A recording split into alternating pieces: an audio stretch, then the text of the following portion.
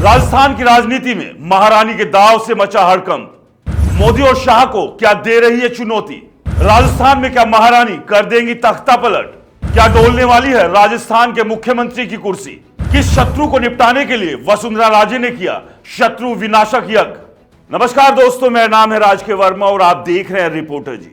आपका स्वागत है आज के सियासी तमाशे में, जहां राजस्थान की धरती एक बार फिर गर्म हो रही है और इस बार वजह एक यज्ञ। नाम सुनिए जरा, शत्रु विनाशक यज्ञ। जी हां, ये कोई फिल्म का डायलॉग नहीं, बल्कि राजस्थान की पूर्व मुख्यमंत्री वसुंधरा राजे का ताजा कारनामा है। अपने जन्मदिन पर जैसलमेर के तनोट माता मंदिर में भारत पाक बॉर्डर के पास वसुंधरा जी ने यह यज्ञ रचाया और सियासी गलियारों में तहलका मचा दिया। अब सवाल यह है, शत्रु कौन? बीजेपी का हाईकमान, राज्य के नए चेहरे, या फिर वो विपक्ष जिसे वसुंधरा अब भी आंख दिखाने से नहीं चूकती?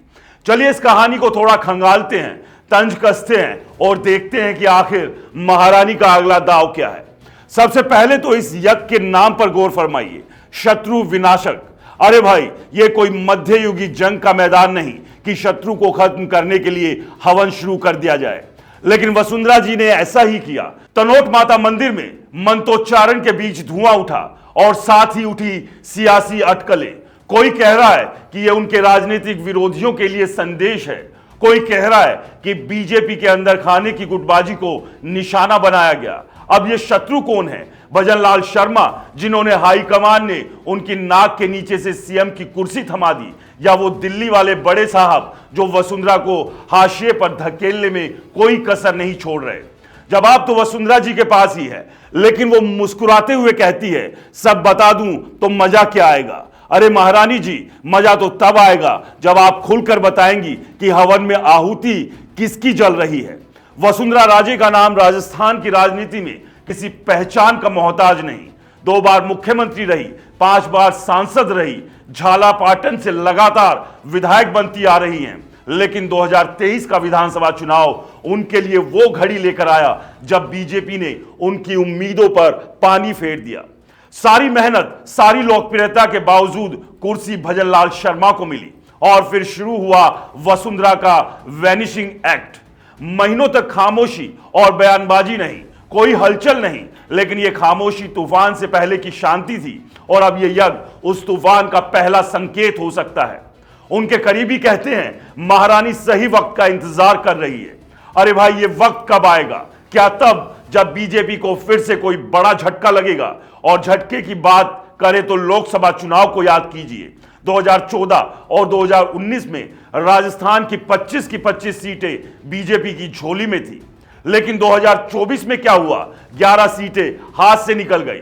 अब कोई तो वजह होगी कि बीजेपी का कमल इस बार पूरी तरह नहीं खिला। क्या यह वही वजह थी कि वसुंधरा को किनारे कर दिया? उनके समर्थक कहते हैं कि अगर महारानी को मौका मिलता तो तस्वीर कुछ और होती, लेकिन हाईकमान को नए चेहरे पर भरोसा था और नतीजा सबके सामने है। अब वही हाईकमान शायद सोच रहा हो कि वसुंधरा को वापस लाना पड़ेगा, वो भी कोई बड़ा रोल देकर। राष्ट्रीय अध्यक्ष की कुर्सी की चर्चा तो महीनों से चल रही है। क्या यह यज्ञ उसी की तैयारी है, या फिर यह सिर्फ एक तंज है उन लोगों पर जिन्होंने वसुंधरा को कम आंका? अब जरा उनके बयान पर गौर करें। यज्ञ के बाद कार्यकर्ताओं को संबोधित करते हुए वसुंधरा जी ने कहा, माता रानी के आशीर्वाद से कमल खिलता रहे, मोदी जी के नेतृत्व में बीजेपी का जन समर्थन बढ़ता रहे। मेरी मां राजमाता ने जो विचारधारा का दीपक जलाया, उसकी ज्योति जलती रहे। सुनने में तो सब ठीक लगता है, लेकिन उसमें छुपा हुआ तंज कौन नहीं देख सकता? विचारधारा का दीपक वाली बात क्या बीजेपी के मौजूदा नेतृत्व पर सवाल नहीं उठाती? और जब राष्ट्रीय अध्यक्ष की बात आई तो उनका जवाब, सब बता दूं तो मजा क्या आएगा? यह तो साफ है कि वसुंधरा कुछ बड़ा प्लान कर रही हैं, और वो भी अपने अंदाज में। वैसे वसुंधरा के समर्थकों ने भी कोई कसर नहीं छोड़ी। जन्मदिन पर पूरे राजस्थान में गायों को चारा खिलाया गया, मरीजों को फल बांटे गए। ये सब क्या दिखाता है कि वसुंधरा की पकड़ आज भी कायम है। उनके चाहने वाले उन्हें महारानी यूं ही नहीं कहते, लेकिन सवाल ये कि क्या बीजेपी का हाईकमान इस पकड़ को समझेगा, या फिर वसुंधरा को एक बार फिर किनारे करने की कोशिश होगी? अगर ऐसा हुआ तो यह शत्रु विनाशक यज्ञ शायद बीजेपी के लिए ही भारी पड़ जाए। चलिए थोड़ा पीछे चलते हैं। वसुंधरा ने हमेशा अपने तरीके से सियासत की, कभी खादी के लिए रैंप पर उतरी, कभी जनता के बीच स्कूटर पर घूमी, लेकिन जब से मोदी शाह की जोड़ी ने बीजेपी की कमान संभाली, वसुंधरा का रुतबा कम होता गया। पहले सीएम की कुर्सी छीनी, फिर संगठन में कोई बड़ी जिम्मेदारी नहीं मिली, लेकिन वसुंधरा चुपचाप हार मानने वालों में से नहीं है।